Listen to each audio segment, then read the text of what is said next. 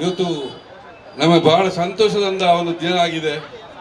ಕಾರಣ ಏನೆಂದರೆ ಇವತ್ತು ತೊಕ್ಕೋಟಿನಲ್ಲಿ ಜನಜಂಗುಳಿಯ ಸೇರಿಕೊಂಡಿದೆ. ಕಾರಣ ಏನು? ನಮ್ಮ ಪ್ರಕಾಶಮಾನವಾಗಿ ಪ್ರಕಾಶಿಸುತ್ತಿರುವಂಥ ನಮ್ಮ ಪ್ರಕಾಶ್ರವರ ಒಂದು ಅನ್ವಯಿತೆಂಬ ಈ ಒಂದು ಶುಭ ಸಮಾರಂಭ, ಅವರು ಅವರ ದಂಪತಿಗಳು ಸೇರಿಕೊಂಡು ಮಾಡಿಕೊಂಡಂಥ ಈ ಕಾರ್ಯಕ್ರಮದಲ್ಲಿ ಪಾಲ್ಗೊಂಡಂಥ ಇದರ ಅಧ್ಯಕ್ಷರು ನನ್ನ ಆತ್ಮೀಯ ಸ್ನೇಹಿತರು, ಸಹೋದರ ವಾತ್ಸಲ್ಯದ ಸತೀಶ್ ಕುಂಪಳ್ರವರೇ, ವೇದಿಕೆ ಮೇಲೆ ಕುಳಿತಿರುವಂಥ ಎಲ್ಲ ನನ್ನ ಆತ್ಮೀಯ ಗೌರವ ಗಣ್ಯ ವ್ಯಕ್ತಿಗಳೇ, ಸೇರಿದಂಥ ಎಲ್ಲ ಆತ್ಮೀಯ ಸಹೋದರರೇ, ಪ್ರಕಾಶರ ಮೇಲೆ ದಂಪತಿಗಳ ಮೇಲೆ ಇಟ್ಟುಕೊಂಡು ಅವರ ಮೇಲಿಟ್ಟು ವಿಶ್ವಾಸವನ್ನು ಪಡ್ಕೊಂಡಂಥ ಎಲ್ಲ ನನ್ನ ಆತ್ಮೀಯ ಗ್ರಾಹಕರೇ, ಇವತ್ತು ಒಂದು ಅಂಗಡಿಯನ್ನು ತೆರೆಯುವುದು ಅಂತ ಹೇಳಿದರೆ ಅಷ್ಟು ಸುಲಭವಾಗುವುದಿಲ್ಲ. ಅವರೆಷ್ಟೋ ಲಕ್ಷ ರೂಪಾಯಿ, ಎಷ್ಟೋ ದಿನದ ದುಡಿಮೆ ಏನೇನೋ ಮಾಡಿಕೊಂಡು ಒಂದು ಅಂಗಡಿಯನ್ನು ಇಟ್ಟುಕೊಳ್ತಾರೆ.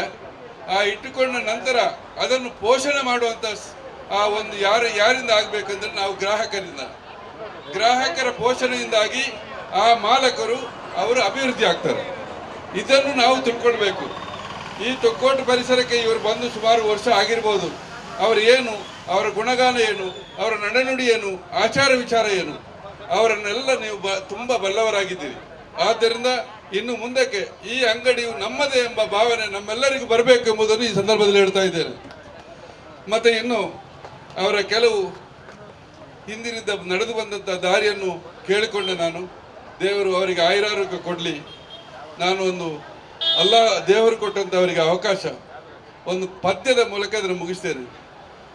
ಉಡುರಾಜಂ ಕೆಳಗುಂದಿ ಪೆರ್ಜದಿಹನೆ ನೆಗ್ರೋದ ಬೀಜಂ ಕೆಳಂ ಸಿಡಿದುಂ ಪೆರ್ಮರನಾಗನೆ ಎಲಕರುಂ ಎತ್ತಾಗದ ಲೋಕದೊಲು ಮಿಡಿ ಬೆನ್ನಾಗದ ದೇವರೊಲ್ಮೆಯದಿರಲ್ ಕಾಲಾನುಕಾಲಕ್ಕೆ ಬಡವಂ ತಾಂಬಲ್ಲಿದನಾಗನೆ ಹರ ಹರ ಶ್ರೀ ಚನ್ನ ಸೋಮೇಶ್ವರ. ಅರ್ಥ ಹೇಳ್ಬೇಕಾ? ಈ ರೀತಿಯಲ್ಲಿ ಅಲ್ಲಾಹು ದೇವರು ಅವರನ್ನು ಒಂದು ಮುಂದಕ್ಕೆ ತಂದಿದ್ದಾರೆ. ಅವರ ಆ ಒಂದು ಬೆಳವಣಿಗೆ ಇವತ್ತು ನಮಗೆಲ್ಲ ಬಹಳ ಅಗತ್ಯ ಇದೆ.